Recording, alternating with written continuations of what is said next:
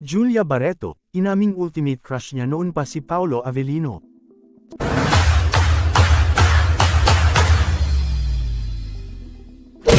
Sa isang panayam kamakailan, ibinahagi ni Julia Barreto ang kanyang mga saloobin tungkol sa mga aktor na hinahangaan niya sa industriya ng showbiz.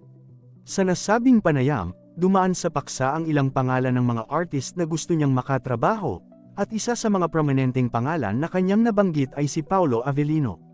Ang pagkilala at paghanga ni Julia kay Paolo Avellino ay hindi na bago sa kanyang mga tagahanga. Ngunit sa panibagong pag-uusap na ito, mas pinili niyang ibahagi ang mga detalye ng kanyang paghanga sa aktor.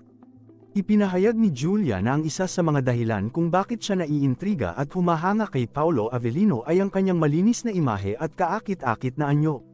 Para kay Julia, ang mga katangiang ito ay malaking bahagi ng kanyang ideal na kapartner. Sinasalamin nito ang kanyang pamantayan pagdating sa mga lalaki na kanyang pinapahalagahan sa kanyang personal na buhay at sa kanyang propesyonal na aspekto.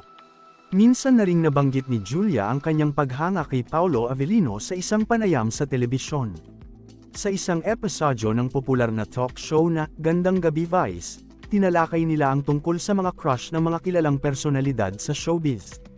Nang tanungin siya ni Vice Ganda tungkol sa kanyang ultimate crush, hindi nakapagtago ng kanyang hiya si Julia ngunit diretsahan niyang sinabi na si Paolo Avellino ang kanyang pinaka-crush. Ang pagiging bukas ni Julia sa kanyang nararamdaman para kay Paolo ay nagbigay ng karagdagang impormasyon tungkol sa kung paano niya pinapahalagahan ang aktor hindi lamang sa propesyonal na aspeto kundi pati na rin sa personal. Hindi may kakaila na si Paolo Avellino ay isa sa mga sikat na artista sa Pilipinas na may malalim na talento at kagandahan ng anyo. Ang kanyang popularity at ang kanyang kakayahan bilang aktor ay tila hindi lamang umaapekto sa kanyang mga tagahanga kundi pati na rin sa kanyang mga kapwa-artista. Ang mga ganitong uri ng pagkilala mula sa mga sikat na artista gaya ni Julia Barreto ay nagpapatunay ng kanyang mataas na antas ng pagpapahalaga sa kasanayan at karakter ni Paolo. Ang mga ganitong pahayag ay karaniwang nagbibigay sa mga tagahanga ng mas malalim na pananaw kung paano tinitingnan ng mga artist ang isa't isa sa industriya. Nagiging makabuluhan ang kanilang pagkilala at paghanga hindi lamang dahil sa kanilang mga kontribusyon sa showbiz kundi dahil din sa kanilang personal na opinyon at pagtingin sa bawat isa. Sa ganitong paraan, ang relasyon ng mga artista sa kanilang mga kapwa ay nagiging inspirasyon at nagdadala ng mas maraming positibong enerhiya sa kanilang trabaho at sa kanilang mga tagahanga.